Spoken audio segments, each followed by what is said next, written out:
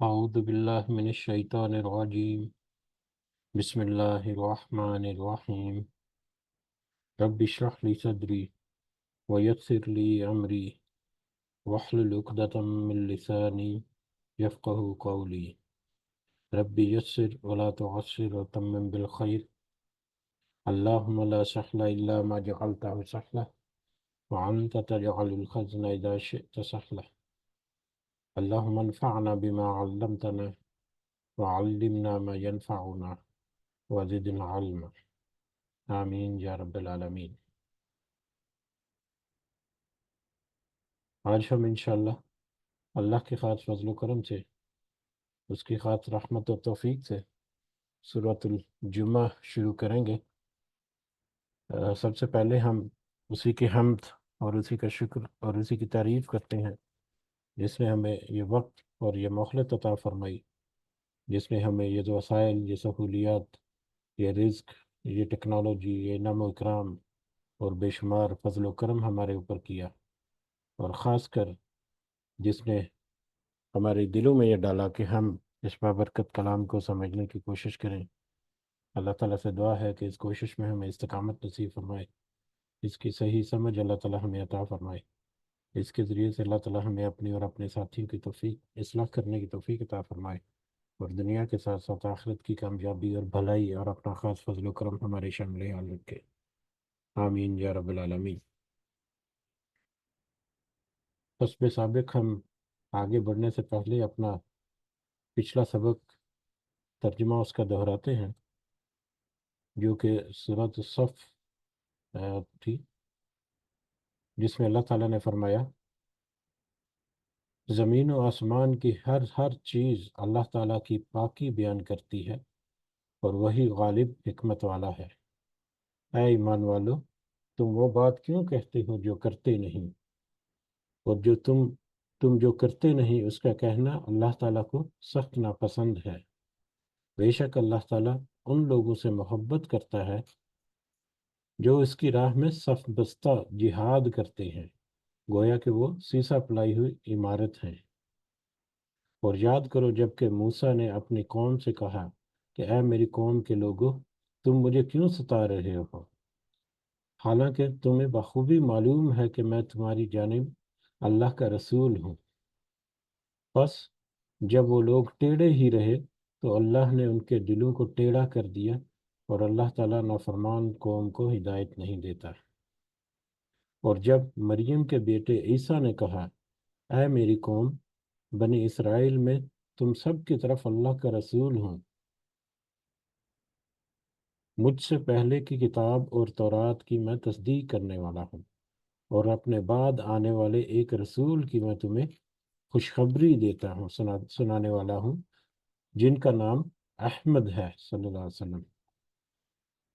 پھر جب وہ ان کے پاس کھلی دلیلیں لائے تو وہ کہنے لگے یہ تو کھلا جادو ہے۔ اس شخص سے ظالم اور کون ہوگا جو اللہ پر جھوٹ باندھے، حالانکہ وہ اسلام کی طرف بلایا جاتا ہے، اور اللہ ایسے ظالموں کو ہدایت نہیں کرتا۔ وہ چاہتے ہیں کہ اللہ کے نور کو اپنے منہ سے بجھا دے، اور اللہ تو اپنے نور کو کمال تک پہنچانے والا ہے، گو کہ کافر برا ہی کیوں نہ مانے۔ وہی ہے جس نے اپنے رسول کو ہدایت اور سچا دین دے کر بھیجا تاکہ اسے اور تمام مذاہب پر غالب کر دے، اگرچہ مشرکین ناخوش ہی کیوں نہ ہوں۔ اے ایمان والو،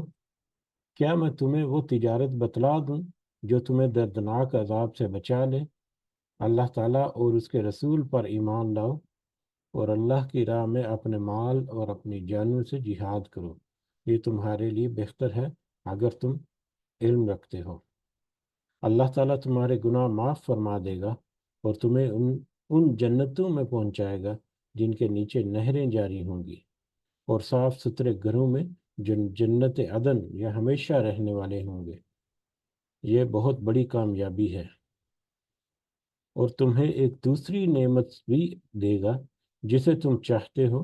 اور وہ اللہ کی مدد اور جلد فتح یابی ہے۔ اے ایمان والوں کو خوشخبری دے دیجیے۔ اے ایمان والو، تم اللہ کے مددگار بن جاؤ، جس طرح حضرت مریم کے بیٹے حضرت عیسیٰ علیہ السلام نے حواریوں سے فرمایا کہ کون ہے جو اللہ کی راہ میں مدد کرے، میرا مددگار بنے۔ حواریوں نے کہا، ہم اللہ کی راہ میں مددگار ہیں۔ پس بنی اسرائیل میں سے ایک جماعت تو ایمان لائی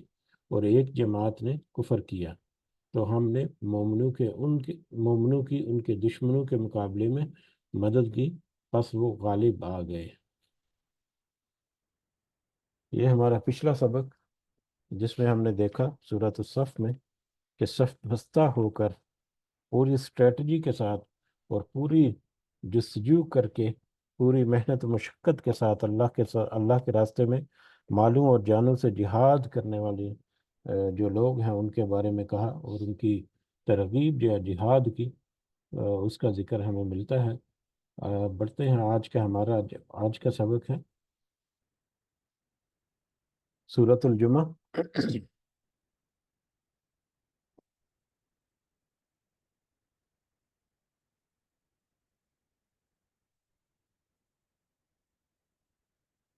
سورۃ الجمعہ یہ ایک مدنی سورہ ہے، یعنی مدینہ کے مدینہ جو ہے اس میں نازل ہوئی۔ قرآن مجید میں جو صورتوں کی ترتیب ہے اس کے اعتبار سے یہ 62 نمبر 62 نمبر پر آتی ہے، جبکہ ترتیب نزولی کے اعتبار سے اگر دیکھا جائے تو اس کو 110 نمبر پہ رکھا گیا ہے۔ اس میں 11 آیات ہیں اور 2 رکوع ہیں۔ 2 رکوعات اور 11 آیات پر مشتمل سورۃ الجمعہ جو کہ مدنی سورہ ہے۔ جمعہ اس سورہ مبارکہ میں آگے جمعہ کے بارے میں کچھ ہدایات ہیں اللہ تعالیٰ کی طرف سے، اس نسبت سے اس سورہ مبارکہ کا نام جو ہے وہ سورۃ الجمعہ رکھا گیا، جبکہ اس میں 2 موضوعات جو ہیں یا 2 مین ٹاپکس جو ہیں اس سورہ مبارکہ میں وہ ہم دیکھیں گے انشاءاللہ۔ زمانہ نزول کے اعتبار سے اگر دیکھا جائے تو اس میں 2 رکوع ہیں۔ 2 رکوع میں سے جو پہلا رکوع ہے وہ وہ سن 7 ہجری میں تقریباً وہ نازل ہوا، فتح مکہ،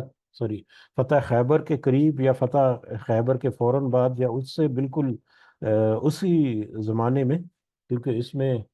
یہودیوں کے بارے میں کچھ کلام یا یہودیوں کے بارے میں کچھ ان کے نظریات جو ہیں ان کو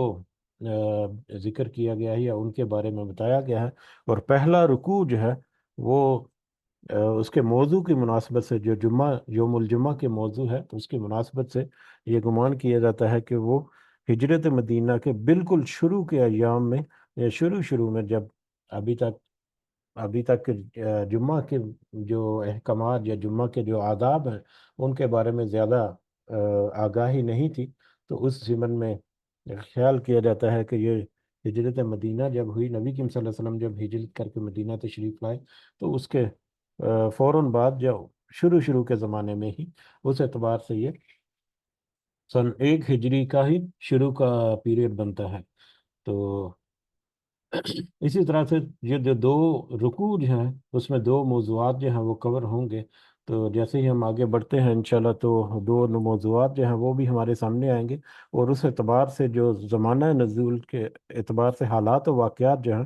وہ بھی ہمارے سامنے آ جائیں گے کہ وہ کس طرح کا اس وقت کے حالات تھے یا کیا معاملات چل رہے تھے، تو اس کے اعتبار سے ہم آگے مختصر سی بات بھی کریں گے انشاءاللہ۔ تو شروع کرتے ہیں آج کا سبق۔ اعوذ باللہ من الشیطان الرجیم، بسم اللہ الرحمن الرحیم۔ یسبح للہ ما فی السماوات و ما فی الارض، تسبیح بیان کرتی ہے اللہ کی ہر وہ چیز جو آسمانوں اور زمین میں ہے۔ کس طرح سے تسبیح بیان کرتی ہے، یہ پہلے آیت جو ہے وہ بہت دفعہ ہمارے سامنے گزر چکی، البتہ پچھلی کچھ صورتوں جو ہیں ان میں ہم نے دیکھا کہ ماضی کے سیغے سے ذکر ہوتا تھا اس آیت کا، کہ تسبیح بیان کی اللہ کی جو کچھ ہے زمینوں اور آسمان میں، اور اس میں مضارع یعنی حال یا مستقبل کے بارے میں کہ تسبیح بیان کرتی ہے یا کرتی رہے گی اللہ کی ہر وہ چیز جو آسمانوں اور زمین میں ہے۔ المالک، کس کی تسبیح بیان کرتی ہے؟ المالک، جو کہ بادشاہ ہے،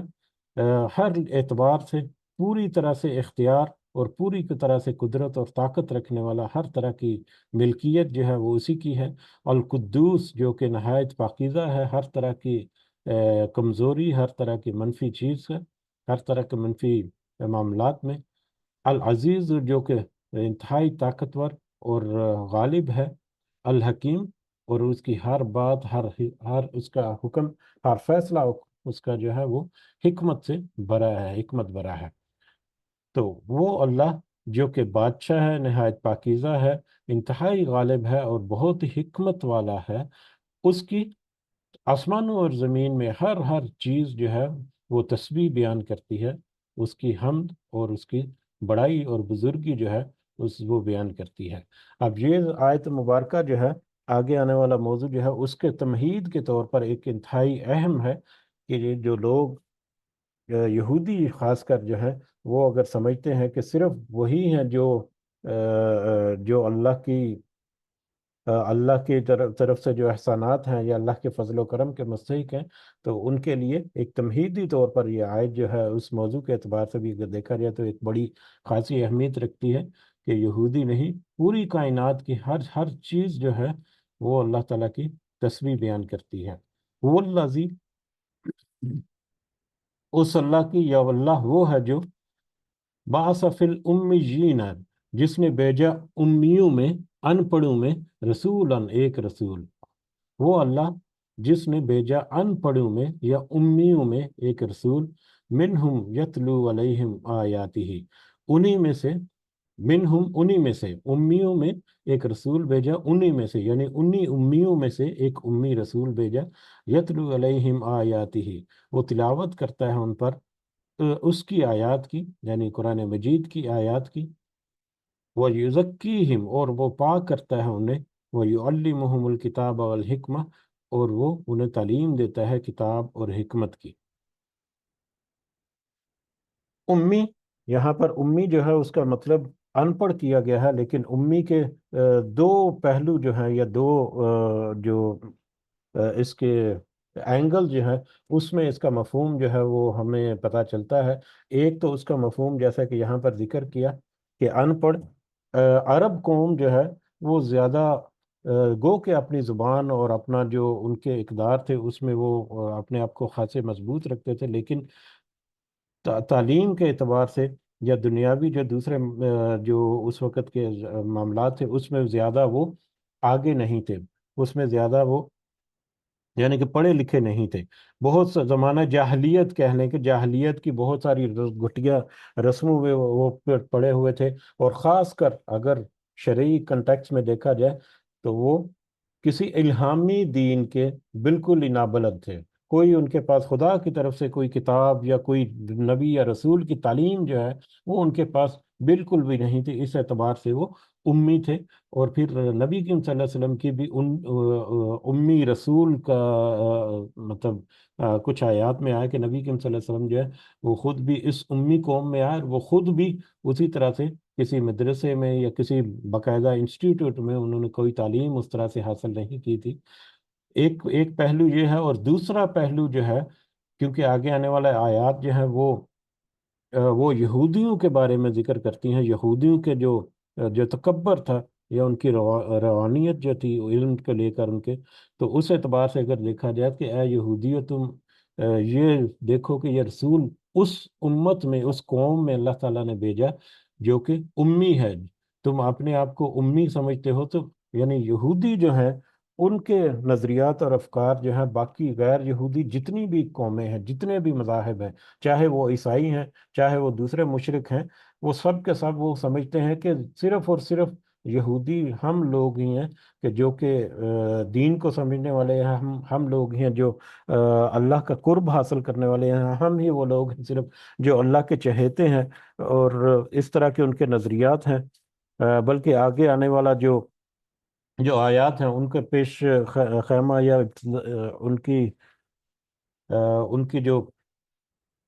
جو بیک گراؤنڈ ہے وہ بھی ہمیں اس سے اندازہ ہوگا کہ یہودی اپنے آپ کو علم کے معاملے میں یا اللہ کی محبت کے معاملے میں عظیم ترین یا اونچا ترین یا افضل ترین قوم جو وہ سمجھتے تھے، اور اپنے مقابلے میں دوسری جتنے قومیں ہیں یا دوسرے جتنے لوگ ہیں غیر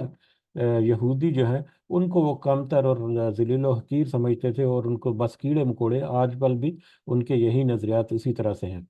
تو ان کے اعتبار سے کہ اے یہودیوں، دیکھو کہ کس طرح سے ایک رسول اللہ تعالیٰ نے، اس اللہ نے جو کہ اس پوری کائنات کا خالق ہے، جس کی تسبیح بیان کرتی ہے ہر چیز، اس اللہ نے اس قوم میں انہی میں سے ایک امی رسول بھیجا جو انہیں تلاوت کرتا ہے ان پر اس کی آیات کی، جو ان پر یعنی کہ اس امی قوم کو ان آیات کی، قرآن مجید کی آیات کی تلاوت کر کے ان کو اس کی ترغیب یا اس کو سکھاتا ہے، اس کو قرآن سکھاتا ہے۔ اب یہ کیوں اس لیے ضروری، کیوں اس لیے مطلب اس کی امپورٹنس کیا ہے کہ اگر دیکھا جائے تو یہ سن 7 ہجری کے قریب قریب یہ آیات نازل ہوئیں، یہ رکوع جو ہے پہلا رکوع۔ اب 7 ہجری جو ہے اس وقت تک تقریباً پچھلے 13 اور 7 20 سال جو ہیں تقریباً جو ہے وہ گزر چکے ہیں اس اسلام کی ایک نمو جو ہے ہوتے ہوتے۔ شروع میں وہ قوم جو ہے یا پیغام جو ہے وہ بہت ہی کمزور تھا۔ یہ قوم جو ہے انہوں نے بالکل ہی ماں سوائے چند لوگوں کے سب نے سرے سے بالکل ہی انکار کر دیا، بالکل ہی نابلد تھے اپنی لا علمی کی وجہ سے، اپنی دوسری جو معاملات تھے ان کے نفسانی خواہشات کی وجہ سے انہوں نے بالکل ہی ٹھکرایا۔ لیکن آہستہ آہستہ آہستہ آہستہ وہ جو کومپل ایک پھوٹی تھی وہ کس طرح سے بڑھنا شروع ہوئی، اور ان کی جہالت کی جو رسمیں ہیں، ان کے جہالت کے جو معاملات ہیں وہ چھٹنے شروع ہوئے۔ بہت ساری مخالفت ہوئی، جتنی بھی مخالفت ہوئی اس کا سامنا کیا اس پوری تحریک نے، یا وہ تھوڑے سے جو لوگ تھے جو اس میں شامل ہوئے۔ پھر اس قافلے میں جو لوگ جو ہیں وہ آہستہ آہستہ جو ہے وہ شامل ہوتے گئے، مخالفت جو ہے وہ بھی بڑھتی چلے گی، لیکن اس کے ساتھ ساتھ یہ جو راہ ہدایت جو ہے، اس کا نور ہدایت جو ہے وہ بھی پھیلتا رہا، ہدایت کی روشنی پھیلتی رہی، لوگوں میں علم جو ہے وہ بھی بڑھتا رہا، لوگوں میں اویئرنیس بھی آتی رہی، ظلم کے خلاف بھی پھر لوگ کھڑے ہونا شروع ہوئے۔ اور پھر گو کہ ایک وقت ایسا آیا کہ مجبور کر دیا گیا اس رسول صلی اللہ علیہ وسلم اور اس کے ساتھیوں کو کہ وہ ہجرت کریں، اس مکہ کو چھوڑ جائیں۔ لیکن پھر بھی انہوں نے اپنا وہ مقصد جو ہے اس کو نہیں چھوڑا، مدینہ ہجرت کی، ہجرت مدینہ کر کے آئے۔ تو شروع میں وہاں پر بھی یہودیوں کے ساتھ معاملات، عیسائیوں کے ساتھ معاملات، باقی دیگر معاملات میں تو نہ صرف یہ دین جو ہے وہ علم و حکمت کے اعتبار سے مزید واضح ہوتا چلا گیا، بلکہ طاقت اور قوت میں بھی وہ مزید جو ہے وہ اضافہ اس کی ہوتا چلا گیا۔ اور اب یہ 7 ہجری، جبکہ یہودی جو ہیں ان کو بھی ان کے نافرمانی کی وجہ سے، یا ان کے جو بریچ آف ایگریمنٹس ہیں، جو انہوں نے معاہدے کیے تھے، ان کی خلاف ورزی کی وجہ سے ان کو بھی مدینہ سے بے دخل کر دیا گیا۔ اور اب یہ خیبر کا موقع جو 7 ہجری میں خیبر کو بھی پھر فتح کیا گیا، اور خیبر سے بھی ان کو بے دخل کر دیا گیا، یا ان کو ان کے اوپر چڑھائی کر کے کس طرح سے ان کے معاملات ہوئے۔ تو یہودی جو ہے وہ کس قدر مغلوب ہو گئے، کس قدر غالب آگے یہ مسلمان قوم جو ہے ان یہودیوں کے اوپر۔ کن یہودیوں کے اوپر؟ جن کا خیال یہ ہے کہ غیر یہودی قومیں جو ہیں وہ تو بالکل ہی ان پڑھ ہیں، بالکل ہی نابلد ہیں، بالکل ہی جاہل ہیں، وہ کسی کام کاج نہیں ہیں، ہم جو ہیں وہ سب سے زیادہ پڑھے لکھے ہیں، ہم سب سے زیادہ اللہ کے فضل والے ہیں، اور ہم سے زیادہ مطلب اللہ کا حامی اور اللہ کی طرف سے مدد حاصل کرنے والا کوئی نہیں ہے۔ تو یہ ان یہودیوں کے ساتھ مطلب بعد میں آنے والی آیات سے پتہ چلے گا، یہ ان یہودیوں کو ٹانٹ کر کے یہ بات کی جا رہی ہے کہ تم جو اپنے آپ کو بہت بڑا سمجھتے ہو، وہ اللہ جو کہ پوری کائنات کا بادشاہ اور اس کے اوپر غالب اور حکمت رکھتا ہے، اس نے ایک امی قوم، ایک ان پڑھ قوم جو کہ بالکل نابلد تھی کسی بھی الہامی دین سے، اس میں ہی ایک امی رسول بھیجا۔ اس امی قوم، اس امی رسول کے ذریعے سے اس امی قوم کو کس قدر ہدایت اور علم کے نور سے روشن کیا کہ وہ آج دنیا کے افق پر ایک غالب قوم جو ہے بن کر ابھر رہی ہے۔ اور ان آیات کے کچھ ہی عرصے کے بعد کس طرح سے فتوحات کا سلسلہ بڑھتا چلا گیا، اور دنیا کے بیشتر حصے پر وہی جو امی قوم ہے اس کا پیغام جو ہے وہ پھیل گیا، اور اس کے پیغام کے اندر ساری کی ساری جو مطلب زمین کے اوپر جو آبادیاں ہیں وہ آ گئی۔ تو اس امی ان پڑھ لوگوں میں ایک رسول بھیجا یتلو علیہم آیاتی ہے، جو ان پر اس کی یعنی اس قرآن کی آیات کو پڑھ کر سناتا ہے، ان کو سب سکھاتا ہے، ان کو سمجھاتا ہے، ان کو ایکسپلین کرتا ہے، وہ یزکیہم، اور وہ پاک کرتا ہے انہیں، ان کا تزکیہ نفس کرتا ہے، ان کو زندگی گزارنے کے ڈھنگ طریقے جو ہے وہ سکھاتا ہے کہ کس طرح سے پاکیزہ رہ کر تم اپنی زندگی جو ہے وہ گزار سکتے ہو۔ وہ یعلمہم الکتاب والحکمہ، اور ان کو وہ کتاب اور حکمت کی تعلیم دیتا ہے، کتاب کی تعلیم اور حکمت کی تعلیم۔ کتاب اور حکمت جب ان کو مطلب سمجھا جائے، پڑھا جائے، تو دور اندیشی آتی ہے، حکمت آتی ہے، مطلب بہت سارے میٹر میں ذہن جو ہے وہ کھلتا ہے، بہت سارے میٹرز میں اویئرنیس جو ہے وہ آتی ہے، تو وہ تو انہیں پھر کتاب اور حکمت کی تعلیم بھی دیتا ہے۔ وَإِن كَانُوا مِن قَبْلَ لَفِي ضَلَالٍ مُبِينٍ، اور بلا شبہ وہ سب یعنی یہ قوم جو ہے امی قوم، من قبل اس سے پہلے، اس اسلام کے آنے سے پہلے، لفی ضلال مبین، یقیناً وہ گمراہی میں ہی تھے، یقیناً اس سے پہلے وہ جہالت کی جو اندھیرے تھے ان میں ڈوبے ہوئے تھے، کوئی ان کا پرسان حال نہیں تھا، بس اپنے آپ کو مطلب مگن تھے، ایک دوسرے کو قتل کر رہے تھے، ایک دوسرے کے ساتھ ظلم اور زیادتی کر رہے تھے۔ اس گمراہی سے نکال کر کس طرح سے اس امی رسول کو جس نے اللہ تعالیٰ جس کو اللہ تعالیٰ نے بھیجا، نکال کر کس طرح سے روشنی اور ہدایت میں اور ہر طرح کی اویئرنیس میں لے کر آیا ہے۔ وآخرین منہم، اور نہ صرف یہ امی قوم کے لیے، یا نہ صرف جو امی جو لوگ ہیں ان کی طرف یہ رسول بھیجا، بلکہ وآخرین منہم، بلکہ اور دوسرے لوگوں میں سے، ان میں سے دوسرے لوگوں کی طرف بھی وہی رسول، لما یلحقو، ابھی تک نہیں وہ سب ملے، بہم ان سے، بلکہ ان امی یا ان ان پڑھ جو عرب لوگ ہیں ان کے علاوہ باقی جو دوسرے لوگ جو ابھی تک ان سے نہیں ملے، یہ رسول ان کی طرف بھی ہے، یعنی ان کے لیے بھی اسی طرح سے تزکیہ نفس کے لیے، ان کی راہ ہدایت کے لیے، ان کو علم اور حکمت کتاب اور حکمت سکھانے کے لیے، اور ان کا تزکیہ نفس کرنے کے لیے یہ رسول جو ہے یہ اللہ تعالیٰ نے بھیجا ہے۔ وہ آخرین منہم، آخرین سے مطلب ایک روایت سے ہمیں پتہ چلتا ہے کہ نبی کریم صلی اللہ علیہ وسلم سے اس کی تفصیل جب پوچھی گئی کہ یہ آخرین منہم سے کیا مطلب ہے، یہ کون سے لوگ ہیں، تو اس پر نبی کریم صلی اللہ علیہ وسلم نے حضرت سلیمان فارسی کے کندھے پر ہاتھ رکھ کر کہا کہ یہ اور اس قوم کے لوگ، اور حضرت سلیمان فارسی جو ہمیں پتہ ہے کہ وہ فارس سے تھے، ایران جو آج کل ایران ہے اس سے، اور وہ ایک دور دراز کا سفر کرتے ہوئے، ایک بڑی خوبصورت سٹوری ہے جس طرح سے وہ نبی کریم صلی اللہ علیہ وسلم کے پاس پہنچے، اور ان کو ہدایت جب ملی تو وہ پھر وہاں پر سیٹسفائی ہوئے۔ حضرت سلیمان فارسی کی جو جو واقعہ ہے، یہ جو سٹوری ہے، اس کو کبھی موقع ملے، وقت ملے تو اس کو ضرور مطلب سننے کی کوشش کریں۔ بہت ہی ہدایت والی اور بہت ہی مطلب با اثر وہ ایک سٹوری ہے، یقیناً آپ سب جانتے بھی ہوں گے ان کو۔ یعنی کہ وآخرین منہم، وہ دوسرے لوگ جو ابھی تک ایمان نہیں لے کر آئے، چاہے وہ عرب قوم سے ہیں یا نان عرب قوم سے ہیں، وہ بھی، یا دوسرے وہ لوگ جو اس عرب قوم کے علاوہ باقی ارد گرد کے پھیلے ہوئے سارے لوگ جو ہیں، یا باقی بعد میں آنے والے جو لوگ جو اس دین میں شامل ہوں گے، وہ سارے کے سارے، اور اس کے علاوہ بھی جتنی امت اور قومیں ہیں وہ ساری کی ساری جو ہیں وہ اس میں شامل ہوتی ہیں۔ اسی اعتبار سے یا اسی آیت کے کنٹیکس میں یہ کہا جاتا ہے کہ نبی کریم صلی اللہ علیہ وسلم جو ہے وہ پوری نوع انسانی کے لیے، جو ان کی بعثت کے سے لے کر قیامت تک کے لیے، سب کے لیے وہ ان کا پیغام جو ہے وہ ایکول امپورٹنس رکھتا ہے، اور سب کے لیے وہ پیغام سب میں شامل ہے، سب اس میں شامل ہیں جن کے لیے یہ پیغام بھیجا گیا۔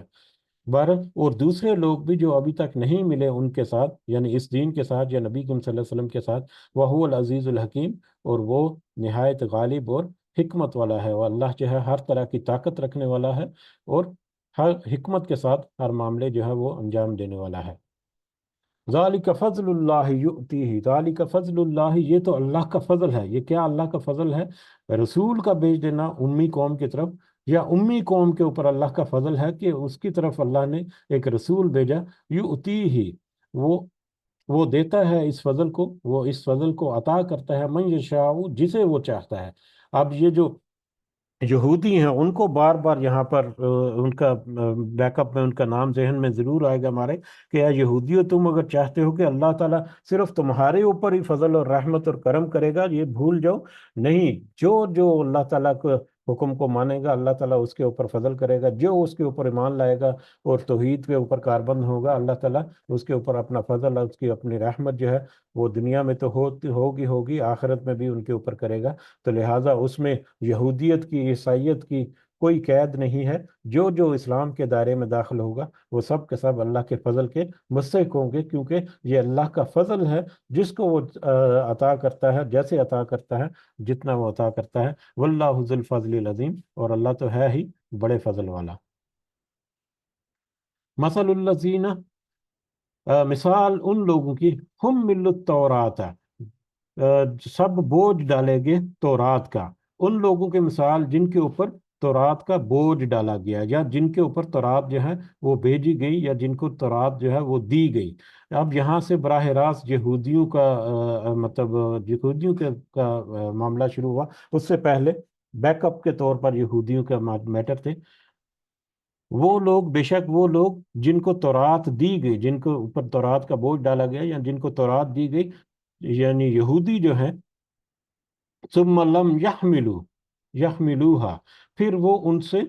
ان سب نے نہ اٹھایا اس کو، یعنی ان یہودیوں نے پھر اس بوجھ کو یا اس کتاب کو نہ اٹھایا یا اس کا حق ادا نہ کیا۔ وہ یہودی لوگ جن کو تورات دی گئی، پھر انہوں نے اس تورات کا، اس کتاب کا حق ادا نہیں کیا، یعنی اس تورات کے مطابق انہوں نے اپنی زندگی جو ہے اس کو نہ رکھا، اس تورات میں تحریف کی، اس کو بالکل ہی بھلا دیا، اس کے احکامات میں تحریف کر کے گمراہیوں میں پڑے رہے۔ اور سب سے اہم پوائنٹ جو یہاں پر ہے، جو امی رسول جو ہے، جو امی قوم کی طرف آیا، اس کی نسبت سے کہ اس تورات میں تو بہت کھلی نشانی تھی، بہت واضح طور پر نشانی ہے اس رسول کی، اس امی رسول کی اور اس کتاب کی بھی، جس کے بارے میں، جس میں یہ آیات نازل ہو رہی ہیں۔ تو یہ تو حاملے تورات جو تھے، یعنی یہودی جو ہے، ان کا یہ پہل بنتا تھا کہ وہ تو سب سے پہلے لپک کر نبی کریم صلی اللہ علیہ وسلم کو قبول کرتے اور ان کے اوپر ایمان لے کر آتے، لیکن انہوں نے ایسا نہیں کیا۔ تو انہوں نے اس کتاب کا حق ادا نہیں کیا۔ دونوں پہلوؤں سے یہ اس کا مفہوم جو ہے ہمارے سامنے آ سکتا ہے۔ جو انہوں نے کتاب کے ساتھ مطلب انحراف کیا، یا کتاب کا کتاب کا اختلاف کرتے رہے، یا کتاب کی میں تخریب کرتے رہے، یا اس کی نافرمانیاں کرتے رہے، وہ ساری بھی، یا نبی کریم صلی اللہ علیہ وسلم کو پہچانے اور ان پر ایمان لانے کے بارے میں بھی اس کتاب کا جو حق تھا کہ اس کے ہدایت کے مطابق اپنی زندگی جو ہے وہ گزارتے۔ اور جو رسول احمد جو ان کا نام ہے صلی اللہ علیہ وسلم، جن کا ذکر ہوا ان کے نام کے ساتھ پچھلے کتابوں میں، تو اس کے اوپر وہ ایمان لاتے، ان کو یہ چاہیے تھا، لیکن انہوں نے اس کتاب کا حق جو ہے وہ ادا نہیں کیا۔ ان لوگوں کی مثال کیسی ہے؟ کمثل الحمار، ان کی مثال گدھے کی طرح ہے، یحمل اسفارا، وہ اٹھائے ہوئے ہے کتابیں۔ ان کی مثال، ان لوگوں کی مثال تو اس گدھے کی طرح ہے جو کہ کتابیں لادے ہوئے ہیں اپنے اوپر۔ جی، ایک گدھا جو ہے اس کے اوپر چاہے کتنی ہی بڑی بڑی کتابیں، کتنی ہی نالج اور انسائکلوپیڈیا جو ہے وہ اس کی کمر کے اوپر لاد دیں، اس گدھے کی عقل میں کوئی بات نہیں آنے والی، کیونکہ اس کو تو کچھ پتہ ہی نہیں کہ اس کتاب میں کیا لکھا ہوا ہے۔ یہی جو حال ہے یہ ان یہودیوں کا ہے کہ وہ کتاب تو ہے ان کے پاس، اور کتاب بھی اس وقت عظیم الشان کتاب، لیکن اس کتاب کو انہوں نے بالکل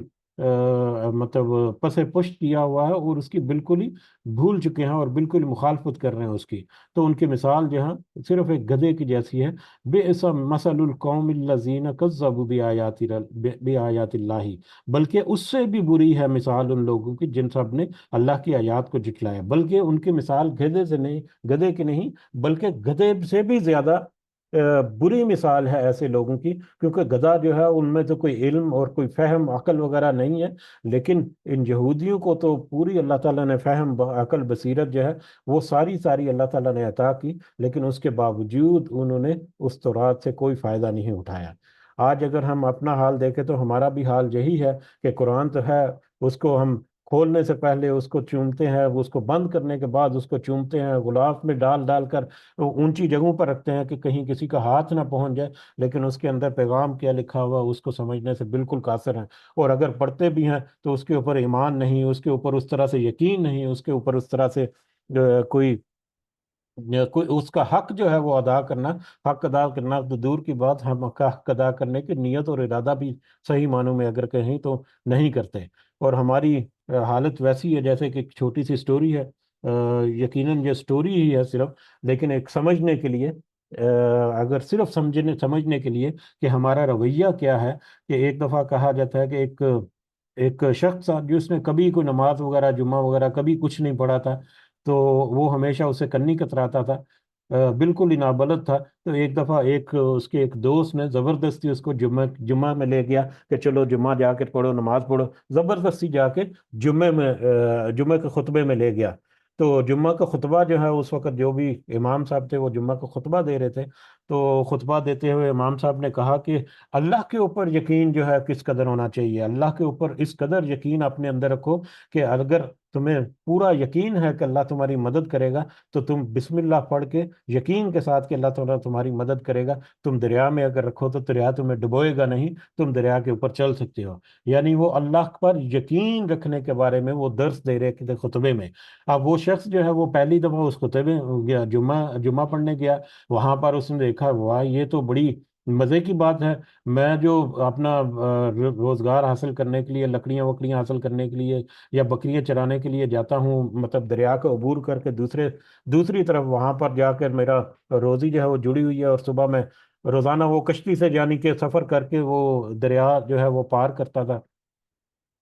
تو وہ دوسرے دن وہ صبح صبح گیا اور جا کر اس نے خطبہ سنا ہوا تھا نیا نیا، اس نے جا کے بسم اللہ پڑھی اور قدم رکھا، اور وہ اس دریا کے اوپر وہ چلنا شروع ہو گیا، دریا کے دوسرے کنارے پر پہنچ گیا، اور وہاں پر جا کر وہ اس نے اپنا سارا دن جو ہے وہ کیا جو بھی کام وام تھا، اور شام کو اسی طرح سے بسم اللہ پڑھی اور واپس آ گیا، اسی طرح سے اس کا آنا جانا شروع ہو گیا۔ ایک ہفتہ جب گزر گیا پورا، تو اگلے ہفتے واپس مسجد میں خود ہی گیا، اور جا کر وہ امام صاحب جو ہیں ان کو شکریہ ادا کرنے کے لیے کہ آپ نے تو مجھے اس قدر میری زندگی آسان کر دی، اور میں تو اب ایسے کرتا ہوں۔ اور وہ جو مولوی صاحب جو جو ایمان کے اوپر یا اللہ کے اوپر یقین کی بات کر رہے تھے، وہ اسے کہتے ہیں کہ واقعی تم ایسے کرتے ہو، واقعی ایسا ہو رہا ہے؟ وہ کہتا ہے ہاں بالکل ایسا ہو رہا ہے۔ وہ کہتے ہیں چلو مجھے بھی دکھاؤ۔ وہ جو امام صاحب جو خطبہ دے رہے تھے وہ کہتے ہیں چلو مجھے بھی دکھاؤ۔ تو وہ ان کو ساتھ لے جاتا ہے دریا کے کنارے پر، اور وہ جا کر بسم اللہ پڑھتا ہے اور قدم رکھتا ہے، اور دوسری طرف بسم اللہ پڑھتا ہے، واپس آتا ہے۔ مولوی صاحب دیکھ کر حیران ہو گئے، وہ کہتے ہیں کہ یہ کیسے ہو گیا؟ اچھا میں بھی ٹرائی کرتا ہوں۔ اب مولوی صاحب دوسروں کو تو یقین دلا رہے ہیں لیکن ان کا اپنا یقین اس طرح سے پختہ نہیں ہے، تو وہ قدم رکھنے لگے تو کہتے ہیں نہیں مجھے پہلے رسی باندھ لو، یہ نہ ہو کہ میں ڈوب جاؤں۔ اپنے ان کے ایمان کی حالت اور کیفیت یہ تھی۔ بہرحال وہ رسی وسی باندھی، کہ مولوی صاحب کیا ہو گیا، آپ نے ہی تو مجھے بتایا نہیں یار، میں پھر بھی احتیاطاً رسی باندھ لو، وہ رسی باندھ کر تھوڑا سا ہو گیا اور وہ وہیں پر غرق ہو گیا۔ یہ سٹوری ہے صرف، میں پھر سے دوبارہ سے دہرا رہا ہوں، لیکن ہماری کیفیت کیا ہے، ہمارے یقین کی کیفیت کیا ہے، ہمارے یقین کا عالم کیا ہے اللہ کے اوپر، جس کے ہم روز دم نہیں برتے، ہماری حقیقت اور کیفیت جو ہے ایگزیکٹلی یہی ہے کہ ہم اس کی باتوں کے اوپر، اس کے وعدوں کے اوپر، اس کے قول کے اوپر، اس کی وارننگ کے اوپر، اس کے جو تھریٹ الرٹ جو ہیں ان کے اوپر بالکل بھی کان نہیں دیتے، اور بالکل ہی ہم مطلب اس کو پسے پش ڈالے ہوئے ہیں بہت سارے میٹر میں۔ تو یہ ہمارے لیے بہت ہی وسیع آیت ہے۔ اگر آج ہم اپنے گریبان میں بھی جائیں گے، جیسا کہ ابھی کچھ ہی عرصہ پہلے ہماری یہ جو بار بار ہم کہتے ہیں کہ گریبان میں جھانکنا، اس کے بارے میں ایک آیت بھی آئی تھی کہ ہر ایک کو چاہیے کہ وہ اپنے نفس کے اندر جھانک کر دیکھے کہ اس نے آخرت کے لیے کیا کمایا۔ بہرحال یہ یہودیوں کے بارے میں ہے یہاں پر، لیکن گریبان میں جنگ کے تو بہت کچھ نظر آتا ہے۔ اللہ تعالی ہمیں محفوظ رکھے اور توفیق دے کہ ہم جو ہم سمجھنے کی کوشش ہیں کرتے ہیں اس کے اوپر عمل کرنے کی بھی اللہ تعالی ہمیں توفیق دے، آمین۔ بارہ یہودیوں میں وہ لوگ جو یہودی ہوئے، سوری وہ لوگ جن کو تورات دی اللہ تعالیٰ نے، انہوں نے اس تورات کا حق ادا نہیں کیا۔ ان کی مثال تو گدھے جیسی ہے کہ اس کے اوپر جتنی مرضی کتابیں لاد دی جائیں، اس گدھے کے علم میں کوئی اضافہ نہیں ہوگا، اس کے عمل میں بھی کوئی اضافہ نہیں ہوگا، کیونکہ اس کے پاس تو علم ہی نہیں، بلکہ ان کی مثال تو اس گدھے سے بھی بدتر ہے جنہوں نے اللہ کی اس آیات کو جھٹلایا، اس کتاب کو جھٹلایا۔ واللہ لا یہدی القوم الظالمین۔ اور اللہ جو ہے ایسے ظالم لوگوں کو ہدایت نہیں دیتا، جو راہ ہدایت چھوڑ کر اپنے اوپر اور اپنی قوم کے اوپر ظلم کرنا شروع کر دے، اللہ تعالیٰ پھر ان کی رسی دراز کرتا ہے اور پھر وہ اسی گمراہی میں بھٹکتے پھرتے ہیں۔ کل یا ایھا الذین آمنو سوری کل یا ایھا الذین ہادو، اے لوگ وہ لوگوں جو یہودی ہو گئے ہو، اے یہودیو، ان زعمتم اگر تمہیں یہ زعم ہے یا اگر تم نے یہ گمان کر لیا ہے، انکم اولیاء للہ، کہ تم ہی دوست ہو اللہ کے، من دون الناسی، دوسرے لوگوں کے سوا، جیسا کہ ابھی تمہید میں پہلے ذکر کر چکے کہ یہودی جو ہیں وہ اپنے آپ کو سمجھتے تھے کہ ہم ہی اللہ کے دوست ہیں، ہمارے اوپر ہی اللہ کا فضل ہونے والا ہے، جیسا کہ قرآن مجید کی بہت ساری آیات ہیں اس سے پہلے کہ یہودی جو ہے وہ کہتے کہ ہمارے سوا کوئی اور جنت میں داخل نہیں ہوگا، یا وہ یہ بھی کہتے کہ یہ دوزخ کی آگ جو ہے وہ انہیں ہرگز نہیں چھوئے گی، اگر ہم کو سزا ملے گی بھی تو چند روز کی ہی صرف ملے گی، اور اس کے علاوہ یہ بھی کہتے کہ ہم اللہ کے بیٹے ہیں اور اس کے چہیتے ہیں۔ اور ایسے ہی کچھ دعوے جو ہیں خود یہودیوں کی اپنی کتابوں میں ملتے ہیں، یعنی قرآن مجید کی بھی بہت ساری آیات جو ہیں وہ اس کی دلالت کرتی ہیں، اور ان کی اپنی کتاب یا ان کے اپنے حکایات جو ہیں اس میں بھی بہت سارا ہے کہ وہ اس خام خوالی میں یا اس خوش فہمی میں مبتلا تھے کہ ہم ہی ہیں صرف جو کہ جنت کے مستحق ہیں، یا ہم ہی ہیں صرف جو اللہ کے فضل کے مستحق ہیں، باقی غیر یہودی جو ہے وہ کوئی بھی نہیں۔ تو اس کی طرف یہ اشارہ ہے کہ اگر تو تم یہ سمجھتے ہو یا تم نے یہ گمان کر لیا ہے کہ صرف تم ہی اللہ کے دوست ہو، من دون الناسی، دوسرے لوگوں کے علاوہ یا دوسرے غیر یہودیوں کے علاوہ، فتمنوا الموت، تو پھر تمہیں چاہیے کہ تم تمنا کرو موت کی، ان کن تم صادقین، اگر تم سچے ہو، تو پھر تو تمہیں چاہیے کہ تم موت کی تمنا کرو اگر تم سچے ہو، پھر تو تمہیں چاہیے کہ وہ جنت جس کے بارے میں تم 100% شور ہو کہ جو کچھ بھی ہو تم جنت میں ہی جانے والے ہو، اگر تمہیں جہنم میں جانا بھی پڑا تو کچھ دن کے لیے، ادروائز ہمیشہ کے لیے تم جنت میں جاؤ گے، اگر تم واقعی اس بات پر یقین رکھتے ہو تو تم ذرا موت کی تمنا تو کرو یا موت کی خواہش تو کرو، موت کو گلے تو لگانے کی طرف آؤ، پھر تمہیں پتہ چلے گا ان کن تم صادقین، اگر تم سچے ہو، اگر تم واقعی اپنے اس عقیدے میں سچے ہو تو پھر تمہیں چاہیے کہ تم موت کی تمنا کرو۔ آگے بڑھ کر ہمیں پتہ چلے گا کہ وہ جو موت کی تمنا نہیں کریں گے، کیونکہ ان کو پتہ ہے کہ ہمارے اپنے کرتوت کیا ہیں، ہمارے اپنے معاملات کیا ہیں، کس طرح سے ہم نے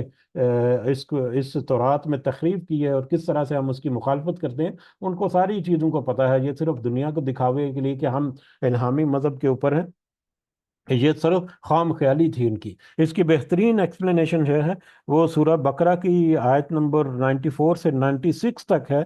جس میں اللہ تعالیٰ نے فرمایا، اس آیت کی بہترین تفسیر جو ہے وہ سورہ بقرہ میں ہے، جس میں اللہ تعالیٰ نے فرمایا، ان سے کہو کہ اگر آخرت کا گھر تمام انسانوں چھوڑ کر صرف تمہارے ہی لیے ہے، تو پھر تم موت کی تمنا کرو اگر تم اس خیال میں سچے ہو تو، لیکن یہ ہرگز اس کی تمنا نہیں کریں گے، اپنے ان کرتوتوں کی وجہ سے جو یہ کر چکے ہیں، اور اللہ ظالموں کو خوب جانتا ہے، بلکہ تم تمام انسانوں کے بڑھ کر، حتیٰ کہ مشرکین سے بڑھ کر، ان کو کسی نہ کسی طرح جینے کا حریص پاؤ گے، بلکہ یہ موت کی تمنا تو کیا، بلکہ جتنے غیر یہودی ہیں ان سے بڑھ کر ان کو تم زندگی کا حریص پاؤ گے، ان سے بڑھ کر وہ یہ چاہیں گے کہ ہمیں موت آئے ہی نہ، ہم زندہ ہی رہیں۔ ان میں سے کوئی یہ چاہتا ہے کہ 1000 برس جیے، حالانکہ وہ لمبی عمر پائے تب بھی اسے یہ چیز عذاب سے نہیں بچا سکتی، ان کے سارے کرتوت اللہ کی نظر میں ہیں۔ یہ آیت نمبر 94 سے 96 تک ہے سورہ بقرہ کی، جو کہ بہترین ایکسپلینیشن ہے اس آیت کی، کہ یہ لوگ جو ہیں یہودی جو ہیں، موت کی تمنا کرنا تو درکنار، اپنے کرتوتوں کی وجہ سے وہ اس کی خواہش ہی نہیں کرتے، بلکہ الٹا زندگی جو ہے وہ زیادہ سے زیادہ گزارنے کی خواہش کرتے ہیں۔ لیکن ان کے اوپر واضح کر دیجئے کہ یہ جتنا مرضی زندگی لمبی گزار لے، آخر کار ان کو موت کا مزہ چکھنا ہی ہے، اور آخر کار یہ ضرور اس جہنم میں دھکیل دیے جائیں گے جس سے بچنے کے لیے آپ یہ زندگی کی تمنا کرتے ہیں۔ ولا ولا یتمنونہ، اور نہیں وہ تمنا کریں گے اس کی، یعنی اس موت کی، ابداً کبھی بھی، بما قدمت ایدیہم، اس وجہ سے جو انہوں نے آگے بھیجا، یعنی وہ جو ان کے کرتوت ہیں جو انہوں نے آگے، یعنی قیامت یا آخرت کے لیے کمائے ہیں، جو انہوں نے اپنے آگے بھیجا، یعنی وہ جو وہ جو کرتوت انہوں نے کیے ہیں، جس کی بنیاد پر آخرت میں ان کو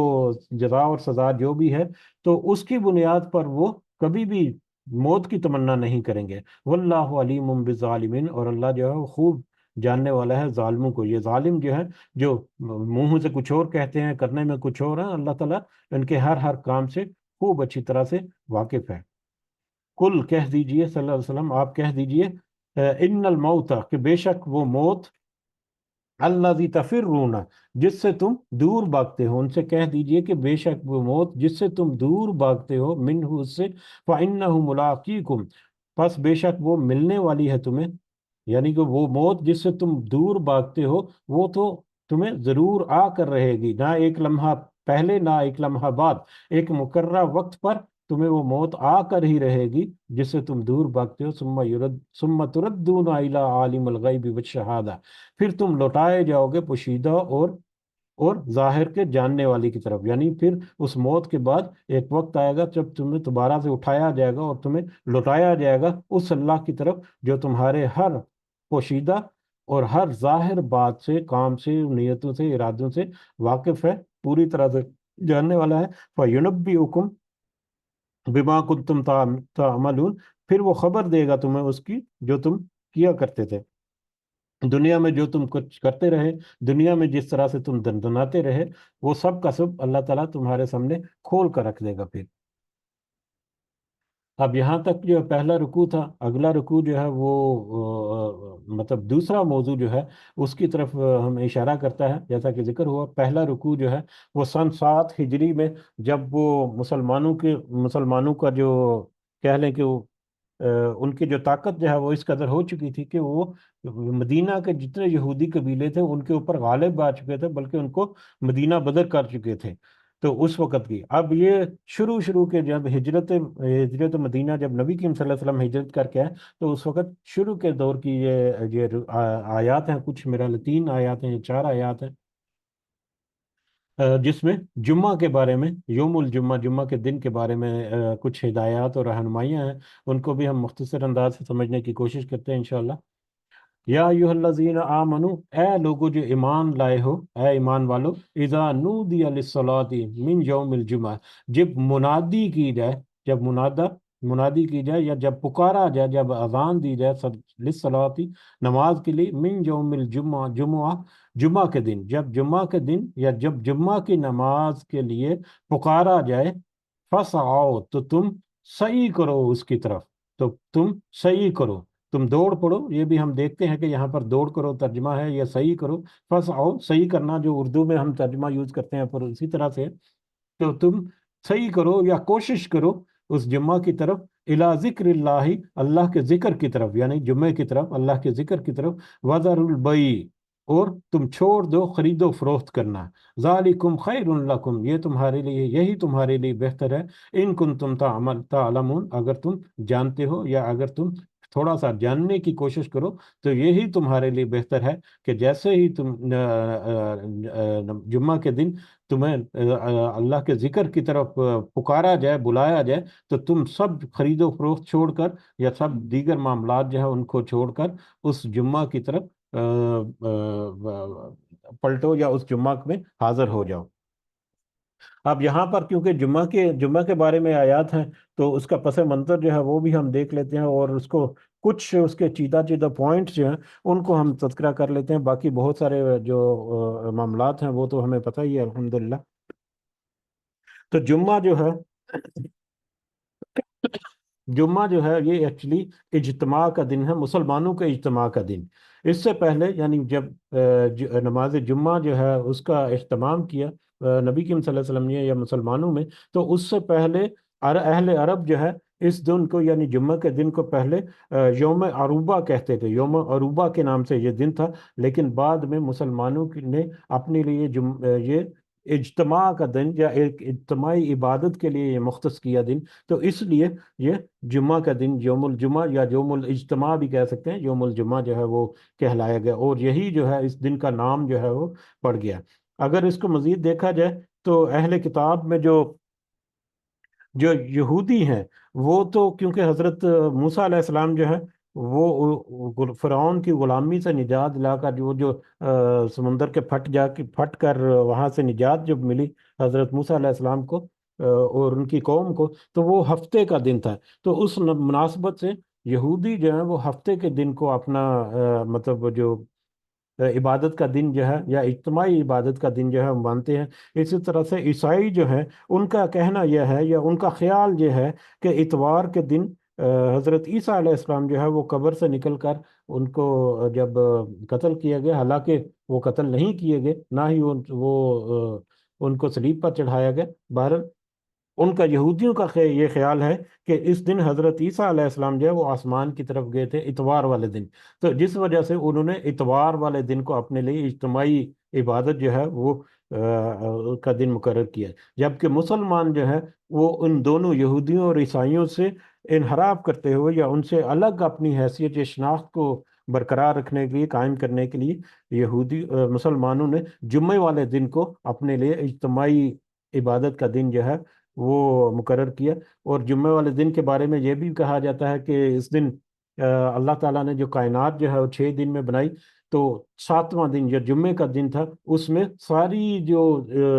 تخلیق ہے وہ جمع ہو گئی، یا ساری تخلیق جو ہے یا ساری مخلوقات جو ہے وہ وہاں پر جمع تھی اس کائنات میں، تو اس اعتبار سے بھی کہا جاتا ہے کہ جمعے کا دن جو ہے وہ پوری کائنات کی جو تخلیق ہے یا اس میں جو جتنی بھی مخلوق ہے اس کے اجتماع کا دن جمعے کا دن ہے۔ بہرحال مسلمانوں کے لیے جمعے کا دن جو ہے وہ ایک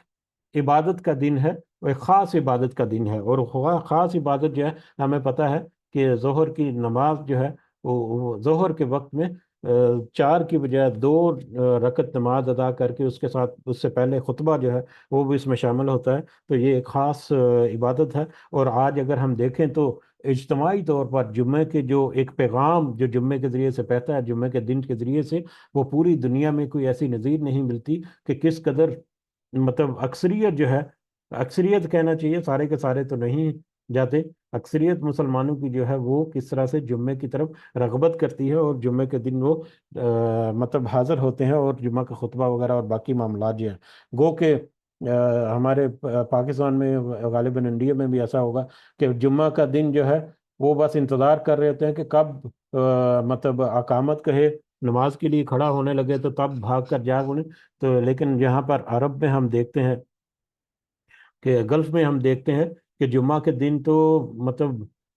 آدھا گھنٹہ پہلے یا 40 منٹ پہلے ہی خطبہ شروع ہونے سے یہ مسجد کے اندر جگہ ملنی جو ہے وہ بند ہو جاتی ہے، ماشاءاللہ سبحان اللہ۔ تو کس طرح سے رغبت کے ساتھ یہاں پر جو ہے وہ لوگ جو ہے وہ نماز جمعہ کے لیے آتے ہیں۔ بہرحال جمعہ کے ابتدا کے بارے میں اگر دیکھا جائے تو جو مکہ کا آخری پیریڈ تھا ہجرت مدینہ سے کچھ ہی عرصہ پہلے جو ہے نبی کریم صلی اللہ علیہ وسلم کے اوپر جمعہ کی فرضیت جو ہے اس کے احکامات آ چکے تھے، لیکن کیونکہ مکہ میں کوئی اس طرح سے اجتماعی عبادت کرنا جو ہے اس کا وہ بہت مشکل تھا، اس کے حالات و واقعات کی وجہ سے، مخالفت کی وجہ سے، اور ہمیں پتہ ہے کہ کس طرح سے مسلمانوں کو وہاں پر تنگ کیا گیا، تو لہٰذا مکہ میں تو اس کی پریکٹیکل امپلیمنٹیشن نہیں ہو سکی، لیکن جو شروع میں جو ہجرت کر کے مدینہ گئے لوگ، نبی کریم صلی اللہ علیہ وسلم سے پہلے جو ہجرت کر کے مدینہ کی طرف چلے گئے لوگ، تو ان کی طرف نبی کریم صلی اللہ علیہ وسلم نے پیغام بھیجا یا ان کے ہدایات دے کر بھیجا، یا بعد میں ان کو ہدایات بھیجی کہ نماز جمعہ کا اہتمام جو ہے وہ کیا جائے۔ لہٰذا نبی کریم صلی اللہ علیہ وسلم کے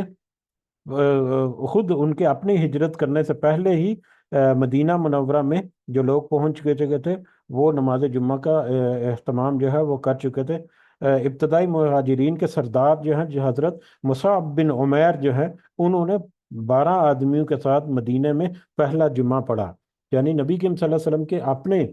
ہجرت کر کے مدینہ پہنچنے سے پہلے جمعہ کا باقاعدہ جو ہے وہ آغاز جو ہے نبی کریم صلی اللہ علیہ وسلم کی ہدایات کے مطابق جو ہے وہ کیا جا چکا تھا، جبکہ نبی کریم صلی اللہ علیہ وسلم جو ہے وہ جب ہجرت کر کے مدینہ کی طرف پہنچے تو وہ پیر کا دن تھا، سوموار کا دن، جس دن وہ قبا کے مقام پر پہنچے۔ قبا ہمیں پتہ ہے کہ اسلام کی پہلی مسجد بھی اسے کہا جاتا ہے،